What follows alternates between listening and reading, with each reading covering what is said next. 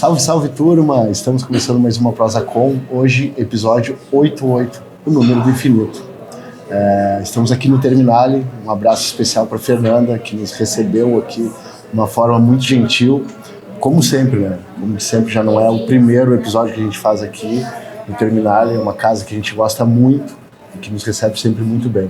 Bom, estamos aqui para falar sobre a família acolhedora, com três mulheres que são porreta nesse assunto. Primeira, doutora Marlise Bortoluzzi, promotora de justiça, secretária Andréia Amorim dos Santos Amorim e a nossa psicóloga, dona Daiana Della Flora, família conhecida, psicóloga do programa. Isso aí. Então, por isso que eu não tinha decorado ainda muito bem os nomes, então me perdoe, a gente sai, isso aqui é o nosso terceiro turno, então a gente, a cabeça ainda está andando em outro momento, então às vezes dá um lapso um pouco menor. Mas nada que vá apagar ou ofuscar o brilho dessas gurias aqui que vão trazer um tema tão importante que é a família acolhedora. Com quem eu começo de vocês? Fique à vontade, prazer, casa de vocês, literalmente. Querem que eu comece, guria? Sim. Então vamos lá. Pioneira, né? Não, vou explicar um pouquinho o que é o acolhimento familiar. Eu acho que a gente tem que partir disso, né? Para depois as meninas explicarem um pouquinho também de como ele acontece aqui no município de Juí. Então, o acolhimento familiar, ela é uma medida de proteção, né? Assim como o acolhimento institucional. Ela está lá elencada no Estatuto da Criança e do Adolescente, que é uma medida de proteção que se aplica a crianças e adolescentes que se encontram em situação de vulnerabilidade social, de risco, né, que a gente chama de situação de risco. Ela pode ser aplicada pelo Conselho Tutelar ou pelo Judiciário. Tá? O Conselho Tutelar aplica o acolhimento familiar ou institucional e daí se tem um prazo para se comunicar ao juiz, à juíza, então, quando é feito esse acolhimento institucional ou familiar, para que seja feita uma homologação, né, como se fosse uma chancela, verificando se realmente era uma atitude, uma medida necessária por parte do Conselho. Ou então, a pedido do Ministério Público, né, através de uma ação judicial, chamada também de medida de proteção, que então se é feito, determinado esse acolhimento institucional ou familiar. E por que eu estou falando dos dois nesse primeiro momento? Né? Porque são os dois tipos de acolhimento que nós temos. Né? E nós temos esses dois tipos aqui em Juí. Em Juí nós temos a Casa de Passagem, o AFIM e o Lar Bom Abrigo como instituições de acolhimento, e temos o Serviço Família Acolhedor. A legislação, ela é, de certa forma, até recente, que nos traz o acolhimento familiar aqui no Brasil, né? Ela veio por uma alteração legislativa que não tem muito tempo, e ela ainda é nova em vários municípios. A gente já tem alguma caminhada aqui, nos espelhamos quando foi elaborada a legislação alguns anos atrás no município de Santo Ângelo, que de certa forma ele é precursor no estado? No Brasil. No Brasil? Depois que a família acolhedora foi instaurada em Santo Ângelo há muito tempo atrás, já acho que lá data de mais de década, não tenho certeza, agora eu não quero também trazer um dado incorreto. Mas foram fechando os acolhimentos institucionais e hoje a grande parte dos acolhimentos dele, a grande esmagadora maioria, é de acolhimento familiar. E por quê? Só para somar, tem algum fato específico que fez Santo Ângelo se tornar a precursora? Alguma coisa que aconteceu para essa uma junção de vontades entre Judiciário, Executivo e Ministério Público, que trabalharam em conjunto. Teve uma sensibilização muito grande na época por parte do Poder Executivo, que acho que entendeu a importância do acolhimento familiar em detrimento do institucional, né? Porque o que a gente tem de estudos já há bastante tempo é que o ambiente coletivo, ele não propicia um desenvolvimento tão bom como o individual. O coletivo seria? O coletivo seria o institucional. Um abrigo. Uma fase da vida? Isso não? Não, a forma de acolhimento é para a criança é muito mais o desenvolvimento da criança, claro. Ele ocorre de uma forma muito melhor, natural. Ele estando num acolhimento familiar, com atendimento individualizado para ele, uma visão para ele, um afeto para ele, do que ele compartilhar este cuidado no ambiente coletivo. Não que não vai existir o cuidado no coletivo, ele existe, mas não tem como um cuidador cuidando de 5 crianças se ter um grau de desenvolvimento infanto-juvenil igual a uma criança que tem um atendimento por parte de uma família só para ela, entendeu? Perfeito. Então, o que se vê, e o que se vê mundo afora e no Brasil também, por isso que o acolhimento familiar, ele tem preferência sobre o institucional. Então, dê preferência que haja o acolhimento familiar e não o institucional, numa família acolhedora e não o institucional. Até para encaminhamentos posteriores, né? Perfeito. Andréia Amorim, secretária de Desenvolvimento Social de Ijuí. Chegando, madura. E aí? Tudo bem, eu acompanho há mais tempo a família acolhedora pela saúde, né? Sim. Então eu tinha uma visão um pouco diferente, porque era um acompanhamento... Tu é funcionária do quadro, né? Para as pessoas ficarem, até quem não te conhece, é do quadro do município, da área da saúde sempre, né, Andréia? Sempre. Foste secretária de saúde também. Por um breve período, na verdade, ali anterior à pandemia, mas daí quando iniciou a pandemia do Covid, eu precisei assumir pela minha especialidade. Claro, perfeito. Então, eu fui gestora 12 anos como coordenadora de saúde. Então, mas secretária foi 2 meses de secretária. Sim, você deu uma passada lá. Dei uma passada de gestora. Certo. Mas sou enfermeira, concursada há 26 anos e meio. Faço 27 anos agora em julho. Então, eu sempre acompanhei. Na verdade, o trabalho entre desenvolvimento social, saúde, é um trabalho mais integrado. Claro. Porque tem momentos, olha, esse final de semana, né, eu trabalho em rede. Eu precisei da saúde durante todo o final de semana. Então, é natural esse trabalho. Eu acompanhava, na época a gente chamava só de programa, né? Então, hoje já é serviço, já estou aprendendo a falar o vocabulário correto, sim, né? Claro. O serviço da família acolhedora, incentivo, valorizo, principalmente pelo fator que a doutora Marlise comentou, pela questão do acolhimento individual, é diferenciado. Sim. Ele vai se desenvolver na família, né? Então vai ser abrigado na família, acolhido na família. E ali nos lares a gente sabe quantas tem, às vezes, uma tia, uma mãe que a gente chama para dar atenção a 10 crianças, né, ou mais. Então é diferente, é como a gente viver numa família com muitos irmãos, mas aí com uma faixa etária diferente. Então assim, ó, a família acolhedora veio a somar muito. Rio Grande do Sul, Brasil, e eu acho que Ijuí fala já pelos números, né, doutora Marlise? Então, os números de crianças institucionalizadas hoje e que eram há 10 anos atrás, então nem se comparam. Então, isso tem a ver, sim, com a família acolhedora. A família acolhedora contribuiu muito. E também para o posterior, que é a adoção. E é um assunto que deve tocar bastante vocês, né? É um assunto que tu tá falando de crianças, né? Família, não tem como a gente não se tocar com isso, não acabar puxando um pouco. Óbvio que existe um profissionalismo acima de tudo, mas lá no fundo deve tocar um pouco essa parte sentimental. Para mim, em especial, muito, mas principalmente quando eu vejo mais de uma criança junto, por exemplo, quando tem os irmãos, né? Que coisa. Eu me criei com mais irmãos e acho essa questão dos irmãos muito importante, esse convívio, e daí tu chegar assim, são 2 irmãos, sim. São 3 irmãos, e daí separa, deixa junto, né? Eu acho essa parte muito complicada, então esse vínculo. Daí a gente às vezes também tem famílias acolhedoras que tem essa dificuldade, né, de poder acolher ou se preparar para 3 crianças, para 2 adolescentes, né? Sim. É diferente. Nós temos, né? Mesmo com as dificuldades, temos, né? Famílias que acolhem grupos de irmãos. Isso eu ia perguntar depois, mas primeiro eu quero que tu te apresente, Daiana de la Flora. Família de Ijuí de la Flora ou de A minha família é de Ajuricaba. Isso, hoje meus pais moram em Ajuricaba. A gente tem uns parentes esparramados por Joia, por Ijuí. Claro, perguntei porque eu sou natural dali. Eu tenho até um compadre meu que é de lá fora. Eu perguntei de lá fora. Tudo bem? Tudo bem. Prazer em tê-la aqui conosco. Eu que agradeço essa oportunidade. Fique à vontade, então. Tá bem.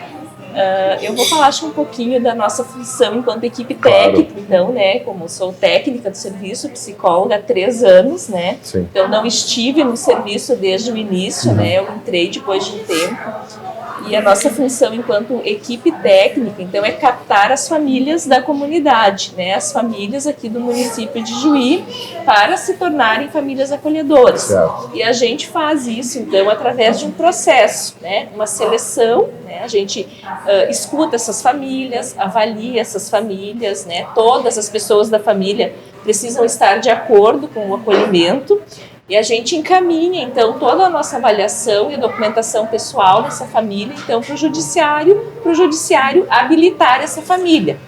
Essa família é remunerada? Essa família é remunerada. Hoje, o valor que a família recebe é R$ 1.330. É um subsídio, né? Por criança. Por criança ou adolescente. Por criança, isso.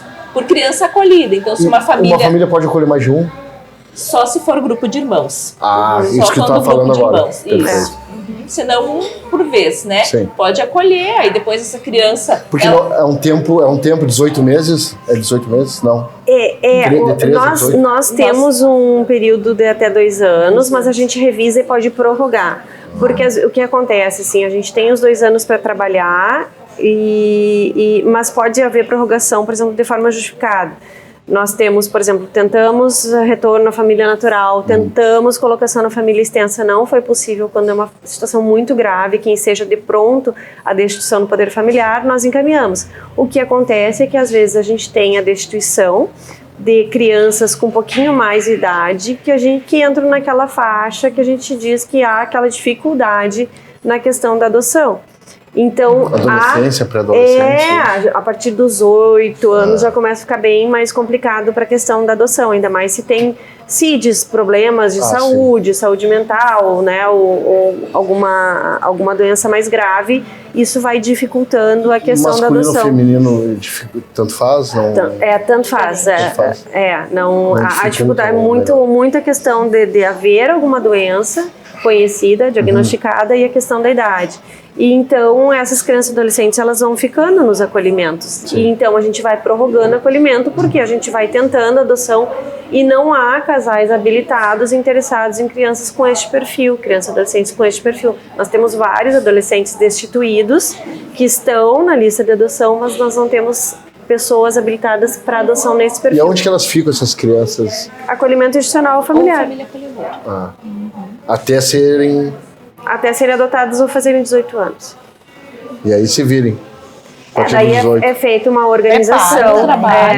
É feito um trabalho de tentativa de que eles se tornem capazes de suprir as próprias despesas, colocação no mercado de trabalho, curso, inserção.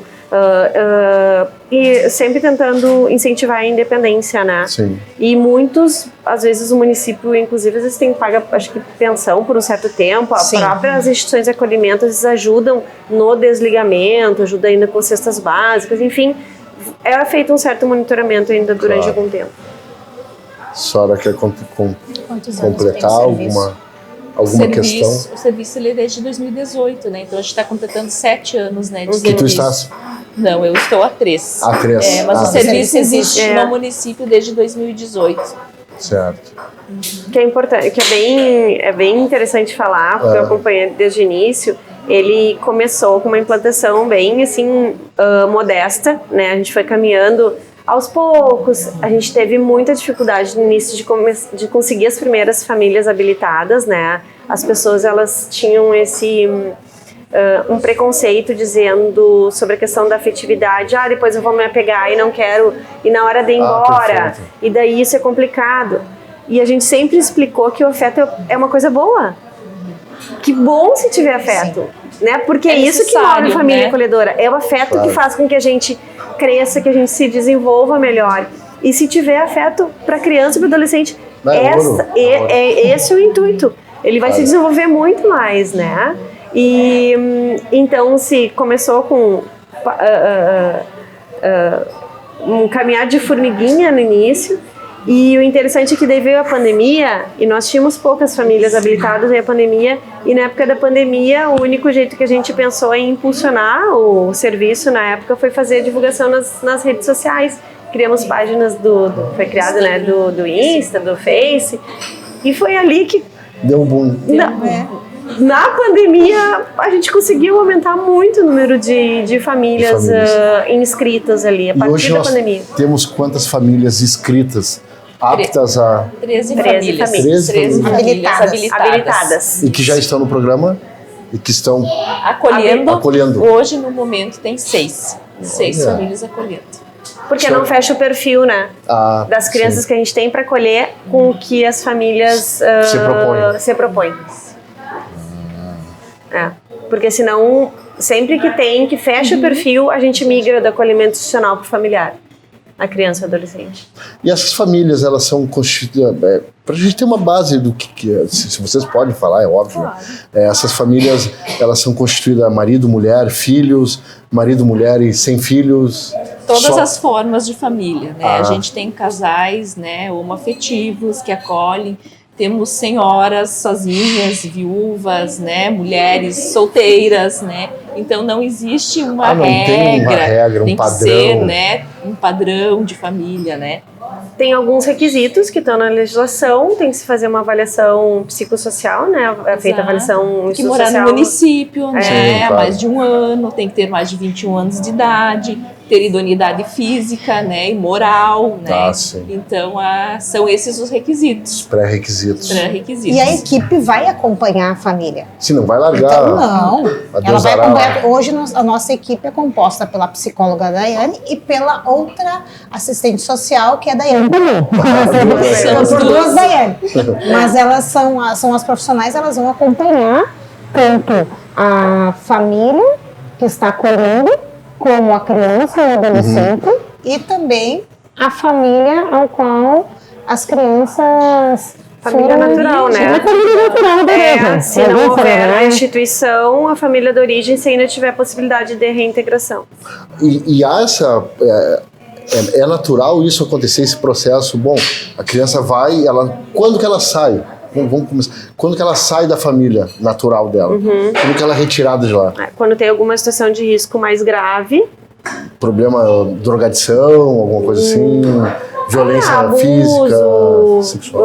Às vezes questão de negligência pura, assim, aplicada a medida de proteção. Recidivas, né?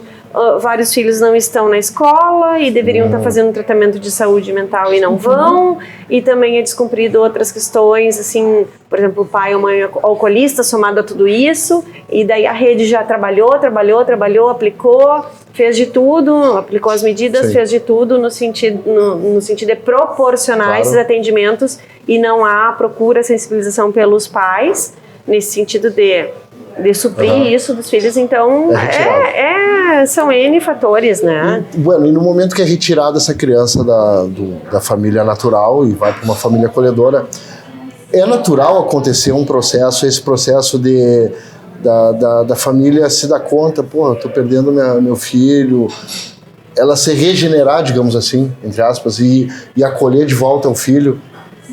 A gente tem alguns casos, a gente tem situações que voltam. Já aconteceu. Sim. Tem situações que voltam, que tem este movimento da família, deles perceberem que realmente eles precisavam alterar alguns comportamentos, algumas atitudes, e deram a volta por cima e tiveram os filhos de volta. Outros, em contrapartida, não. E o que acontece? Então a gente esgota, não tem família extensa, acaba tendo que ingressar com ação de destituição do poder familiar, que, se julgada procedente, se ingressa então a criança ou adolescente no Sistema Nacional de Adoção. E qual a penalidade desse casal porque não sei se há uma penalidade para esse casal que teve o filho e daqui a pouco, por N motivos, aconteceu isso. Existe uma penalização para essa... Para os pais, não. Perder a destituição. Bom, já é uma eu acho que é a maior perda, né? A não ser que tenha algum crime concomitante que tenha acontecido. Por exemplo, o abuso sexual. Né? Perder o filho por causa da prática de um abuso. Daí, concomitantemente, ele vai responder o processo criminal. Mas não pelo fato específico. Não, pela negligência pura. Assim, Claro. Mas para acontecer isso, né, Jandir, desde a destituição até também a possibilidade de um retorno à família, o trabalho é em rede. Daí entra todo o poder judiciário, né? Mais a rede municipal. Isso, entra a parte da saúde, da assistência social, do acompanhamento. Então tem famílias que se propõem a fazer um tratamento de CAPS, né? CAPS-AD, se é um caso de alcoolismo, se propõe a fazer terapia, né? Então, reorganização familiar, que às vezes o que está faltando é contexto lá na família, tem uma falta de gênero, tem uma falta de organização familiar, que não consegue se regrar nos horários de alimentação. Então, é todo esse trabalho da família também. Não há uma possibilidade, mas acontece, é possível. Né? Porque senão, infelizmente... É tirado. Não gosto desse termo. Né? Mas no grosso modo, né? Essa família perde. Ela perde. Porque é uma perca, né? É uma perca terrível. O que, por mais assim, que às vezes a gente pense, né? Não se importam, né? A gente sabe o quanto existe um vínculo, existe um afeto, né? Apesar de toda a dificuldade que existe ali, né? Esses acolhidos, eles sentem um carinho por aquela família, por aquele pai, por aquela mãe, né? Mas, infelizmente, naquele ambiente eles não estão protegidos. E é bem importante pontuar também que não há perda do poder familiar ou a retirada da criança e do adolescente da família só por questões socioeconômicas. Perfeito. Tá? Não é essa a questão. A questão é o descumprimento. Esse é o pormenor? Esse é o pormenor? O que eu posso te dizer, eu sou promotora há 21 anos, tá? Fiz 21 anos agora dia 5 de março. Parabéns. No cargo de promotor da justiça. Antigamente nós tínhamos acolhimentos, porque não vacinava os filhos, porque não trocava direito a fralda, ia sujo para a escola. Eram acolhimentos assim. Hoje os problemas são muito maiores. Então a gente acaba não acolhendo. Se é só isso que a gente pode ir orientando, entendeu? Então, hoje os problemas são infinitamente maiores. Esses dá para reorganizar. Esses dá para manejar, reorganizar. E esse aumento, essa dificuldade, esses problemas que se tornaram bem mais robustos, bem mais problemáticos, esses problemas, estou sendo redundante, mas esses problemas específicos que tu acabaste de relatar, que antigamente eram problemas menores, era porque a justiça tinha um olhar um pouco diferente ou porque realmente os problemas eram menores? Eu acho que os problemas eram menores. A gente tem visto um incremento muito grande na questão de uso de drogas. Né? E isso acaba levando a outras situações que colocam em situação de risco grave as crianças e adolescentes. Muita violência daí, né? Gerada muita violência. Violência física. Violência física, violência psicológica, todos os tipos de violência sexual. Mas eu concordo, assim, com a promotora que o abuso, assim, o aumento do uso de droga, a drogadição fez com que aumentou toda essa outra parte. Acho que aumenta todos os outros índices, né? Não, e eu acho que outra questão que é importante pontuar também é que a questão, por exemplo, da violência sexual, não é que não existia antes. Quem sabe até existisse nesse mesmo patamar. Mas hoje a gente tem muitos canais de comunicação perfeito. Que as pessoas podem chegar mais facilmente e fazer uma denúncia para ser apurada, né? Hoje temos o Disque 100, a ouvidoria. Tudo anonimamente que tu não pode ser feito. Exatamente. É bom. Exatamente. E antigamente a gente tinha menos, né, canais no sentido de, às vezes tinha que dar a cara, ir na promotoria, ir na delegacia fazer, né, hoje isso não é mais Esse final de semana a gente teve um fato que uma pessoa estava passando de carro em via pública e viu um adulto agredindo um deficiente. Ele filmou com o celular e levou na polícia. Aqui em Juiz? Aqui em Juiz. Então, assim, o telefone hoje, né? Sim, é uma prova. Então foi... Daí já levou lá, não precisou se identificar, não precisou, né, se submeter, mas ele entregou ali já. E esse alcance da informação às pessoas, no sentido de que tem que denunciar, de que importa sim, né? Se tu verificar que está acontecendo um crime contra uma criança e adolescente, maus tratos, enfim, que não está sendo bem cuidada, no sentido do estímulo a ser denunciado, eu acho que isso aumenta muito também. Com certeza. Doutoras, Andréia. Que mais podemos falar de família acolhedora? Eu acho como a gente que... precisa de mais famílias, né, Andréia? Eu acho que eu ia falar isso, muito que as famílias se sensibilizem. Se sensibilizem. Eu acho que um dos principais motivos de nós estarmos aqui hoje discutindo isso, né, conversando um pouco sobre isso, além de dar visibilidade ao serviço, é sim fazer um chamamento a mais famílias, e as famílias, como a Daiane nos falou, são famílias que pode ser uma pessoa solteira, né? Há famílias de vários formatos de família, mas famílias que tenham aptidão, que tenham desejo, que possam se propor a auxiliar a ter crianças e adolescentes nesse período, né, de 18 meses. E que fique bem claro a questão da afetividade, que eu acho que é o ponto que mais nos pega, né?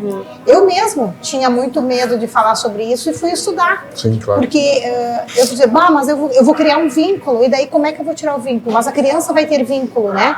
Não, é aquele momento realmente que ela necessita dessa afetividade. Sim. É que eu vou ajudar. Essa família, ela é trabalhada, né, desde o início, desde que ela chega lá, né, para conversar com a gente, com o intuito de ser família acolhedora, a gente já começa a trabalhar a questão do desligamento, porque isso um dia vai acontecer, né? Inevitavelmente, essa família não vai ficar com essa criança. Então, a gente já faz toda uma preparação dessa família, e tem famílias que dizem, não é para mim, né? Eu não vou conseguir dar conta de devolver essa criança. Ela chega com pensamento e depois, na medida que Exato, né? A família pode mudar de ideia também no decorrer, né, do processo, porque ela entende que, vai chegar um determinado momento que ela vai precisar devolver essa criança, né? Que essa criança ou vai voltar para a família dela natural, ou ela vai ir para uma adoção, para uma família adotiva. Então, esse trabalho, ele é contínuo. E com o acolhido também. E essa família acolhedora, ela pode se transformar numa família adotiva? Não pode. De forma nenhuma? Dessas crianças, não. Mas, de outras, sim. De outras, sim, mas ela não pode estar habilitada. São dois processos diferentes, né? Tu só pode ser família acolhedora se tu não tiver habilitada a adoção.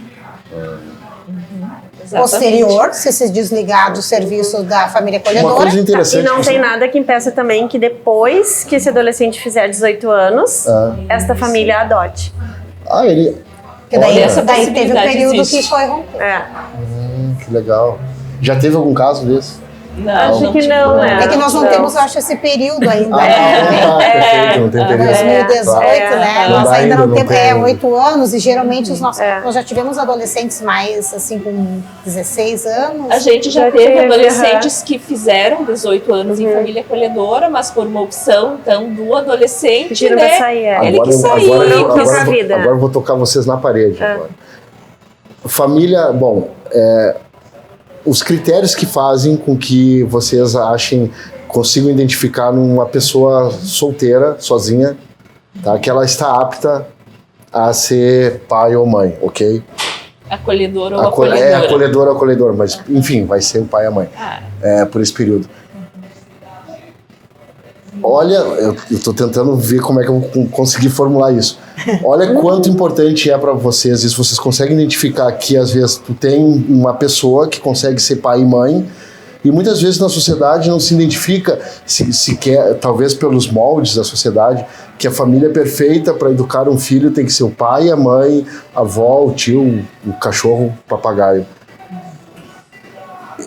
De certa forma vocês estão dizendo que a capacidade de tu educar uma criança se dá não pela constituição familiar, muitas vezes, mas pela capacidade que tu tens para transmitir a essa criança, esse filho, nem que seja por um período, todo aquele carinho, todo aquele amor que talvez numa família extremamente bem constituída tu não tenhas. Sim. Consegui me fazer... Eu acho que vou deixar a Day responder, porque ela que faz a avaliação psicológica. Eu recebo a avaliação e faço a avaliação clínica.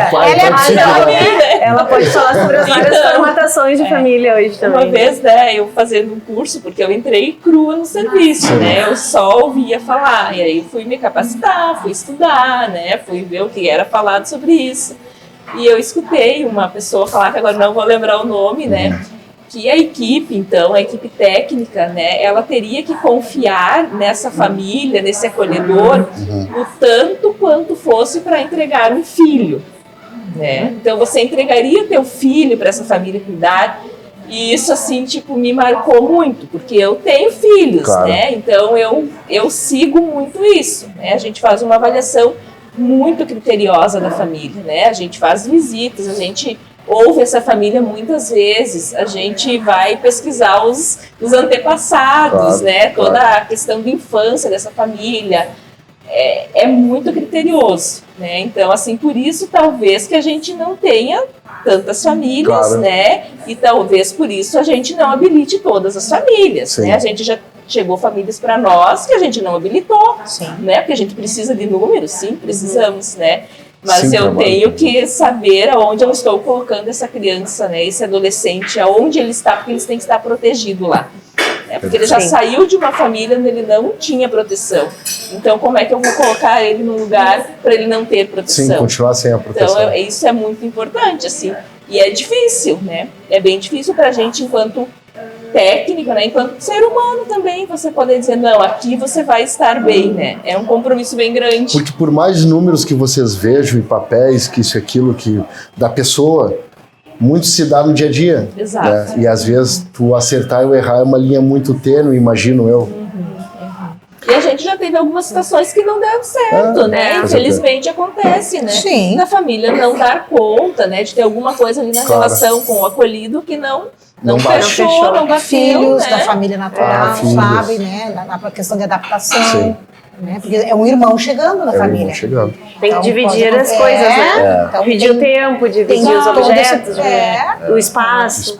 Porque a teoria é uma coisa, né? Agora a prática, ela é outra. É importante pontuar também, considerando que a gente precisa aumentar o nosso número de famílias também, porque a ideia é crescer, né? Crescer o serviço. Que a habilitação, ela não é assim para sempre, né? Que ela pode ser revista a todo momento. Digamos que a família vai lá, se habilite, acolha 3 crianças de forma sucessiva, acolheu uma, depois acolheu outra e outra, e disse, não, agora eu preciso de um tempo para mim sem acolher. É respeitado isso. Ela disse, não, agora eu tô com um problema familiar meu, eu preciso me afastar um pouco do serviço. Então ela é descadastrada, mas depois ela pode ser cadastrada novamente. Então nada impede que haja, há essa sensibilização também por parte de quem faz essa avaliação, de entender o momento da família. Né? Não, agora eu consigo, não, agora eu não consigo. Né? Eu preciso de um tempinho a mais agora que eu recém desacolhi, para mim me organizar, enfim, né?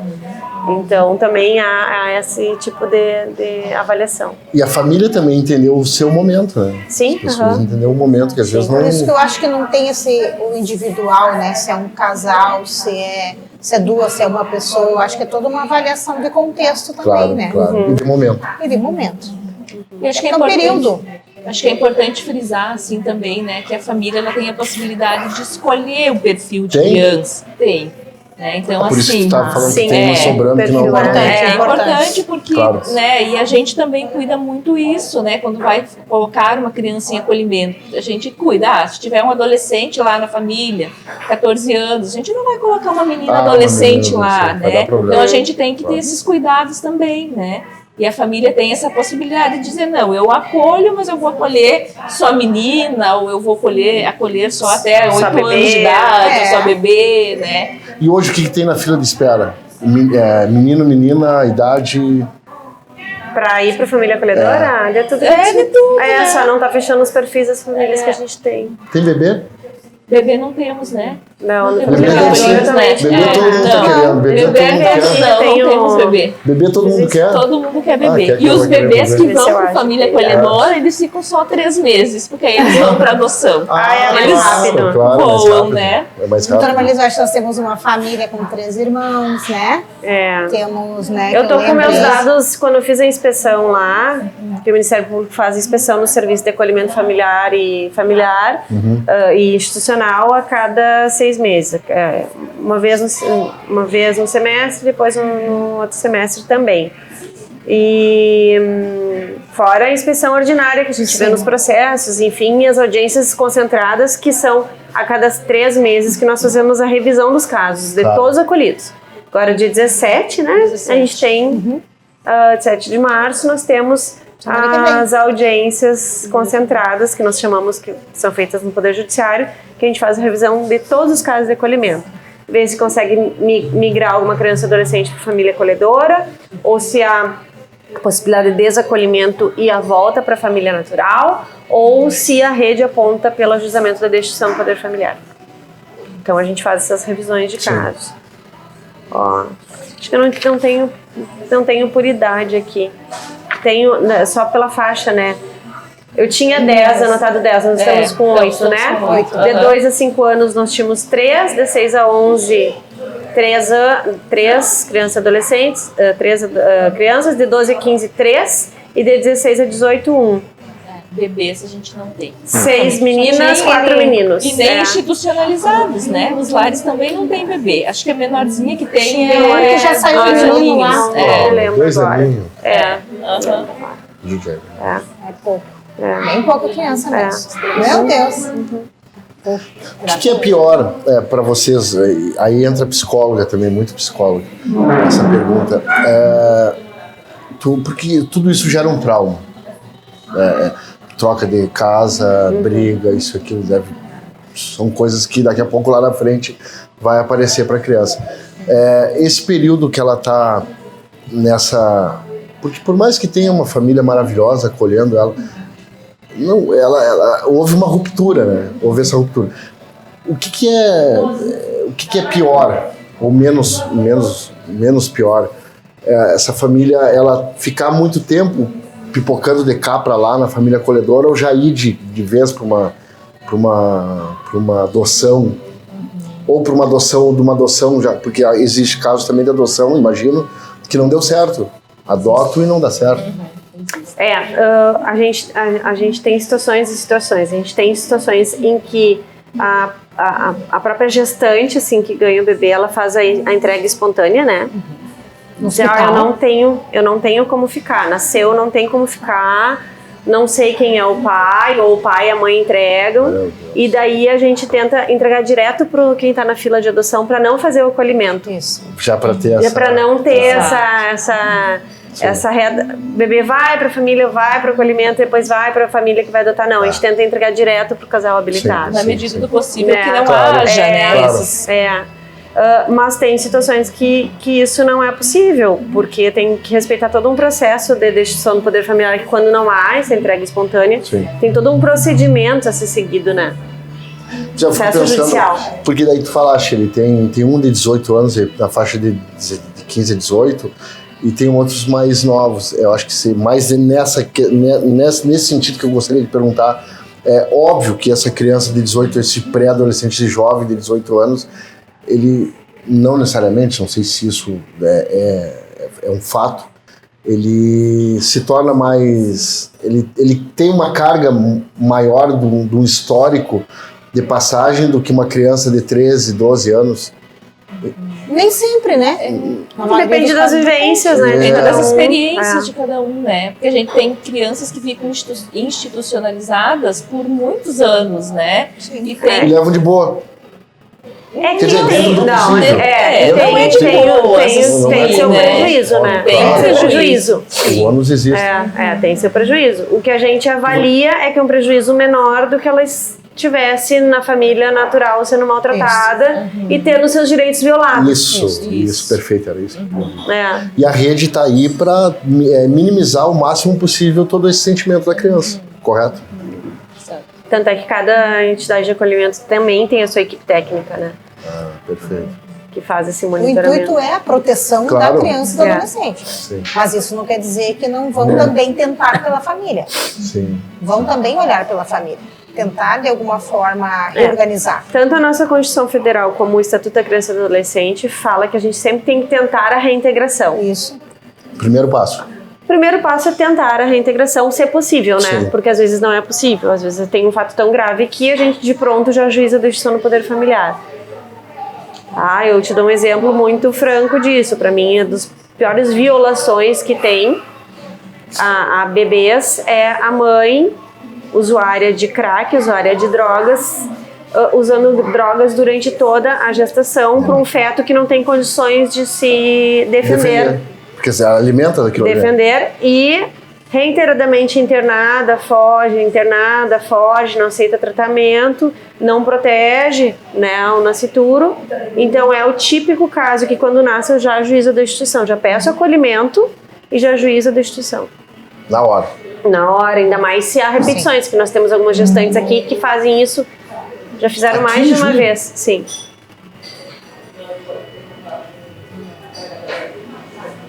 Eu concordo. Não aceito. É indefeso, né? Sim.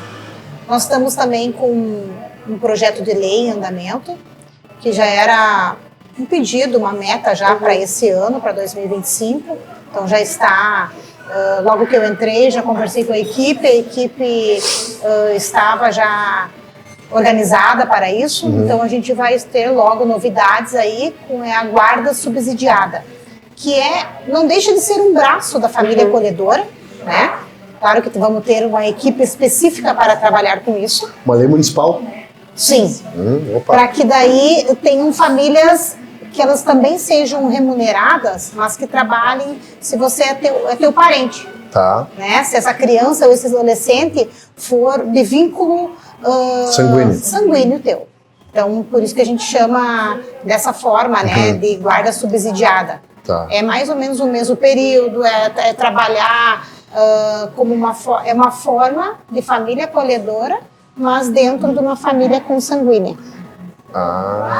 Por exemplo, assim, uma criança precisava sair de casa, foi tirada pelo Conselho Tutelar devido a um abuso do padrasto ou do pai, a mãe não protegeu, precisa ser retirada e tem uma tia, né? Digamos que tem uma tia, foi feita a avaliação, essa tia externar a vontade de ficar com essa criança, ser a guardiã dessa criança, cuidar dessa criança, mas ela não tem condições financeiras para isso. Precisa de um subsídio.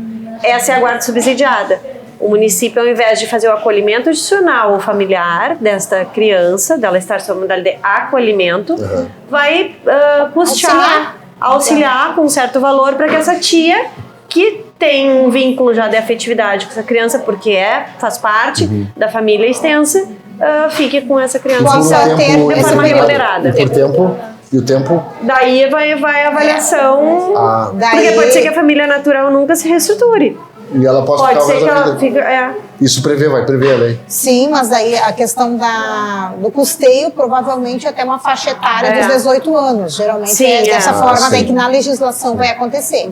Sim. Né? E é em torno sempre de um salário mínimo, mas é um custeio para a família, para que alguém da família possa ficar. Porque às vezes o impedimento é econômico, né? Mas hoje a família acolhedora não prevê isso? Mas é que daí tu fica é o consanguíneo. A família acolhedora é diferente, né? Não, mas a família acolhedora, tem essa previsão na lei, mas ela precisa ser alterada para ela ser bem regularizada. Isso. Tem essa previsão na lei, de parentes serem família acolhedora. Mas a diferença da guarda subsidiada é que daí essa criança e adolescente, ela não está sob medida de proteção de acolhimento. Ela está sob a guarda é diferente um pouco, assim. Não é uma medida de proteção de acolhimento. Por isso como que eu falei existe que é como hoje. Um braço, claro, entendeu? Já tem essa entendi. abertura, mas daí a gente agora vai fazer legislação. Mas é um avanço, né? Sim. É um avanço. É um avanço grande, assim. E teremos mais casos daí. Vamos ter mais, com certeza a gente vai conseguir atingir o maior número de famílias. É uma obra da secretária Andréia? Essa lei já veio pensada por vai ti? ser agora, né? Mas a obra vai ser executada Agora, mas vem já vem de uma discussão, vem sendo pensada, vem de uma discussão anterior da equipe. Muito bem. A gente detectou essa necessidade, necessidade de implantar essa modalidade. Interessante isso, muito Tem interessante. outros também objetivos, né? Para agora, para os próximos anos, para esse ano. O que a gente tem essa equipe já formada, e quando a gente chega num patamar de 15 famílias que são monitoradas, né? 15 famílias acolhendo, nós precisamos, pelas normas técnicas, ter uma segunda equipe, então. E a gente já estava torcendo que a gente implantasse, e chegou a ficar com 14 famílias, 13 famílias acolhendo, né? Efetivamente acolhendo crianças e adolescentes. E a gente achou que fosse aumentar, bater essa meta ainda no final do ano passado. Acabamos não batendo a meta para conseguir uma segunda equipe. Mas a gente quer batalhar para tentar conseguir mais famílias que se habilitem, para que a gente possa migrar, então, do acolhimento institucional para o familiar. Então, o que é que vai dizer para mim aqui? A gente vai fazer um corte disso para a gente divulgar maciçamente. Para mim me habilitar para ser uma família acolhedora, o que eu preciso? Daia. Precisa morar no município, né, há mais de um ano, ter mais de 21 anos de idade, ter tempo, né, e disposição para acolher, para amar, ter um perfil, né, de acolhedor, de dedicar um tempo para essa criança, porque durante o acolhimento, né, esse acolhedor terá a guarda, né, será o responsável legal por esse acolhido. Então todas as questões são dessa família, né, escola, saúde, todas as necessidades da criança vão ser dessa família. Idoneidade moral, então, né, e a gente sempre vai pedir, né, um laudo de saúde física e mental. Perfeito. Os pré-requisitos. É remunerado também, tem uma ajuda financeira de R$1.330. Vamos ter um reajuste agora. Sim, pelo porque a gente sempre tenta ficar com o mesmo valor de um salário mínimo. E bueno, eu entrei em todos os requisitos, eu procuro quem, eu vou aonde, falo com quem? No CREAS, isso na rua José Bonifácio 700. 700, tá. Centro. Fala com as Daianas. São duas Daianas. O CREAS é um serviço especializado dentro da Secretaria de Desenvolvimento Social. Um abraço. Né? Então, ele é um serviço, como a família acolhedora, né?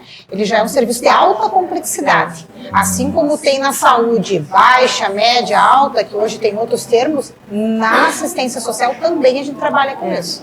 Então, esse é um serviço de alta complexidade. Perfeito. Acho que está explicado. E a gente convida, então, né, aproveitar esse momento para convidar as famílias para ir lá, conversar com a gente, né, sem compromisso, para conhecer, para entender, né, para a gente poder explicar um pouquinho melhor como funciona, né? Não tem nada a ver com faixa salarial, de salário, se tu ganha mais, ganha bem, ganha mal. Não está aí o foco de vocês, né? O foco não é esse. Não. O foco é condições... Não existe um pré-requisito, né, de renda. Não existe. Eu acho que é bem maior. Talvez a renda já seja o menor das questões que vocês vão olhar, vai ser para a renda da pessoa. A renda é o tamanho do coração. Perfeito, aí ó, era isso que eu queria. Você pode começar a fazer agora. Gurias, mais alguma coisa que vocês gostariam de colocar, pontuar, de algo que vocês estão fazendo? Enfim. A gente tem algumas metas agora para 2025, mas muitas ligadas à divulgação, né? Sim. Alguma coisa ligada à Expo, que as meninas tinham pensado também em participar da Expo Fest, para informar o público sobre o serviço. Divulgação nas rádios também, a gente está fazendo aqui também contigo. Era uma das metas, né? Que nós já vimos combinar desde o ano passado, verdade. Na sede de bairros, nas reuniões, enfim. Junto às equipes dos ESFs também, né? Sim. Para que os outros profissionais da rede levem isso para as famílias que fazem a visitação, para já divulgar esse serviço e angariar recurso financeiro também para divulgação no Bus Door, que estão rolando pelo menos 3, né? Colagem nos ônibus, que acho que tem grande visibilidade. Isso é legal. Isso é legal. Bem bacana. porque mesmo você estando de carro, tu vai ficar visualizando, né? Então é muito interessante. E tu visualiza mesmo. Eu acho que isso poderíamos aí, ó, empresas amigas, né? Poderiam estar... Já podemos conversar com o Sacol, porque que é alguma empresa que possa vir a desenvolver o layout para vocês, do Perfurite. Eu me comprometo a conversar com o Sacol. Sacol, ó, abraço por vocês aí. Ótimo! Essa parceria para vocês, o resto vocês veem. O layout, na verdade, a gente já tem, que é do Família. Nós temos. Mas quem é que faz? Vai te conseguir alguém para fazer o Perfurite.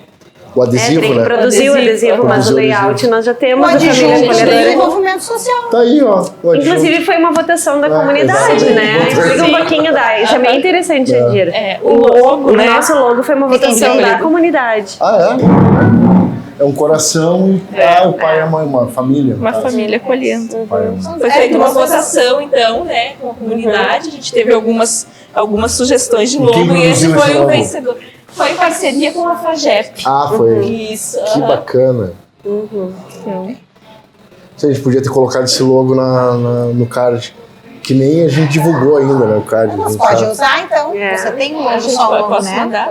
Será que dá? Não vamos inventar, porque senão depois vamos divulgar ele só amanhã, e amanhã vai pro ar. Então, calma. Vocês que sabem, se precisar, a gente manda. Eu acho que é importante falar, né, Jandir, só para finalizar, a questão de que esse não é um serviço que está em lei municipal, né? As pessoas também podem questionar isso, né? O município, não são todos os municípios de Juí que têm esse serviço, municípios do Rio Grande do Sul, que tem esse serviço. Recentemente eu fui num evento, então assim, eles querem saber como funciona, onde acontece, não são. Aqui na nossa região... Mínimos. E município grande, médio porte, quase de Juí. Só para teres uma ideia, nós, no final do ano passado, tínhamos o mesmo número de acolhidos, um número semelhante de acolhidos de Porto Alegre em família acolhedora. Olha o tamanho de Porto Alegre. No início do ano estávamos... Não é que tem mais problema aqui do que lá, talvez o olhar é muito mais... Não, é que aqui está um pouquinho mais adiantado. Está mais adiantado. Caramba. E são poucos os municípios do estado do Rio Grande do Sul, falando em estado do Rio Grande do Sul, né? Que tem serviço de família acolhedora. Isso é um mérito da rede daqui, viu?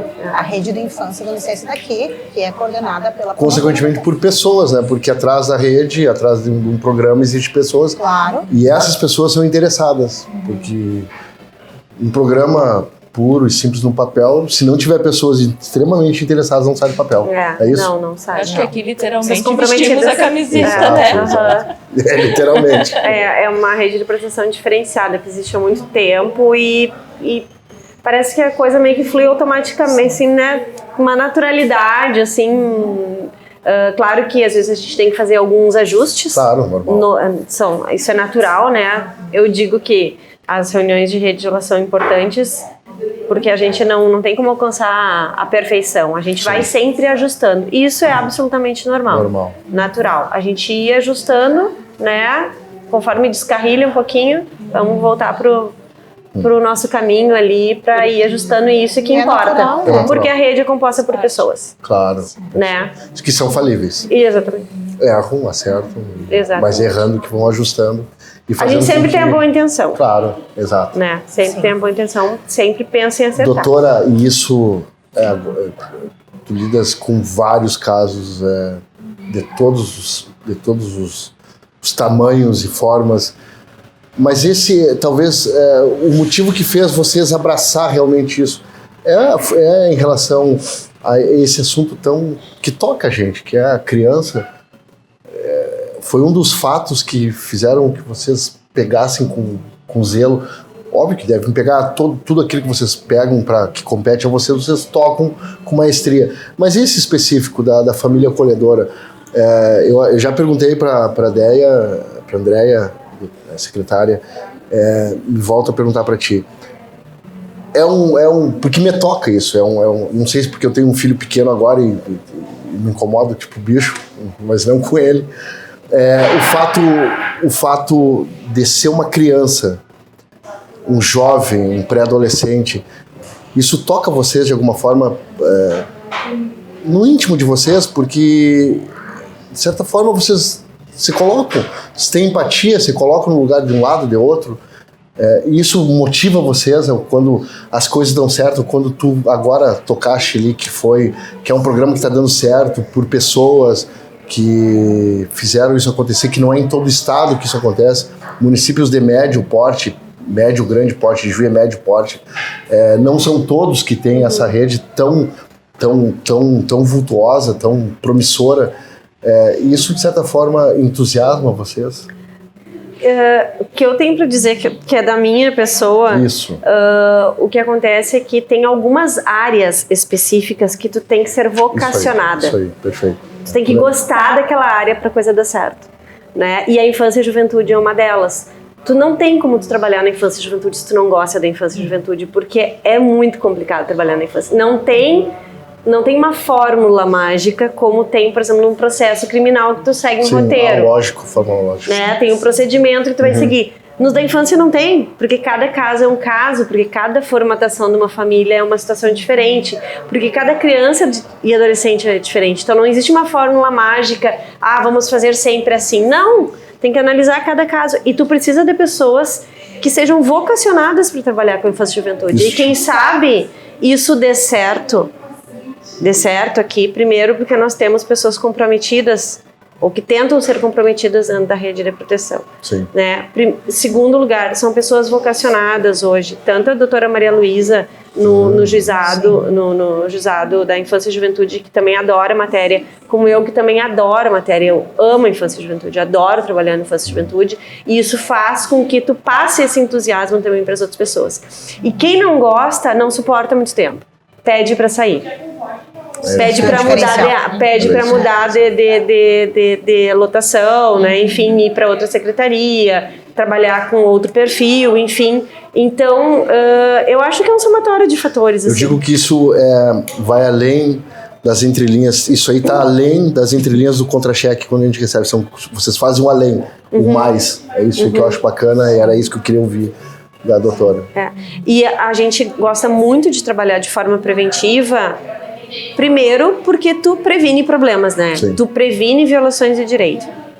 Segundo lugar, tu previne processos, né? Tu previne acolhimentos, tu previne um monte de coisa. E trabalhar com políticas públicas é algo muito importante, porque dá instrumentos para a gente poder fazer tudo isso acontecer. Mas agora eu vou ir para outra área. Mas porque o acolhimento é uma política pública também, Sim. né? Que tu já esteve nesse programa, nesse podcast, falando de uma questão que era a justiça restaurativa. A justiça restaurativa também ela elimina alguns passos. Muito. É muito de prevenção. Eu adoro trabalhar com prevenção. Falar a verdade, eu adoro trabalhar com prevenção. Perfeito. Né? Então, é um perfil. Né? E eu vou cada vez mais criando projeto e coisa assim pra gente ir trabalhando na rede também. Cada vez que eu digo, tive uma ideia, o pessoal já fica de cabelo em pé, calma, é boa. Mas o pessoal pega junto, pega muito junto. Muito a gente tem equipe boa, só tem uma turma boa. Andréia, mais alguma colocação de vocês? Fiquem à vontade, tá? Se quiserem comer também alguma coisinha. A Fernanda caprichou, hein? Obrigado, Fernanda. Não, eu acho que é mesmo fortalecer esse serviço através de aumentar o número de famílias habilitadas. Sim. Então, temos aí a equipe, temos o trabalho acolhendo, capacitado para habilitar essas famílias, né? Então, que busquem o serviço, que conheçam. Quando eu fui criança, meus pais iam no lar Henrique Liebig no final de semana e eles traziam, nós tínhamos uma parente que tinha lá, mas a gente não trazia ela para passar o domingo ou o final de semana com a nossa casa ou viajar conosco. A gente trazia um grupo de amigos de lá. Então, eu me criei nesse sistema. Era o lar da criança, que a gente chamava. Nós, todo final de semana, nós tínhamos visita em casa. Mas eram crianças do lares que vinham para almoçar conosco no domingo, para passar o dia, para ir para a fazenda, passar o final de semana. Então, para mim, isso é uma coisa tão linda, tão natural, tão bonita, né? E a questão da afetividade, que bom, eu lembro deles até hoje. Eles ainda mandam recados, lembranças, então eu acho que isso só aumenta o vínculo, com certeza. Tá no lugar tem que viver em certo. sociedade, né? Tem que viver na comunidade da melhor forma possível. Claro, claro.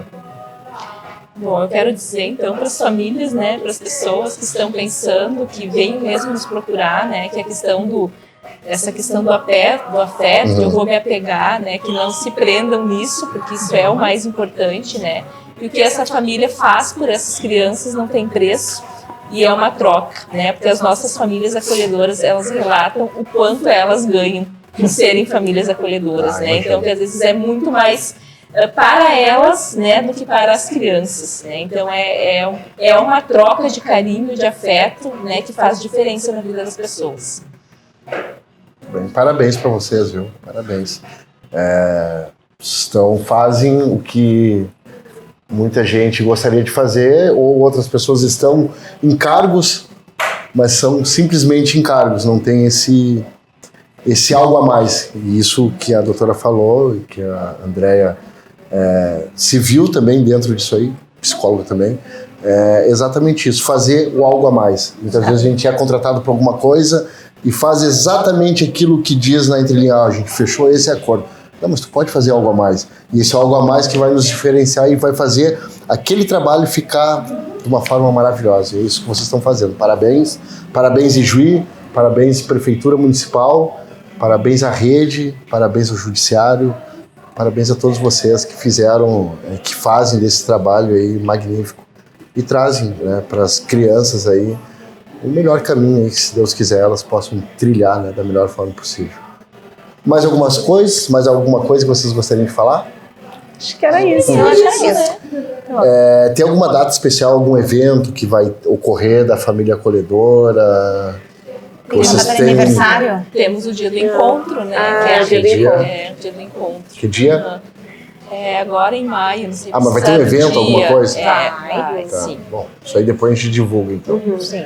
Então, vamos agora partir para a parte boa, né? Que é comer. Segunda-feira.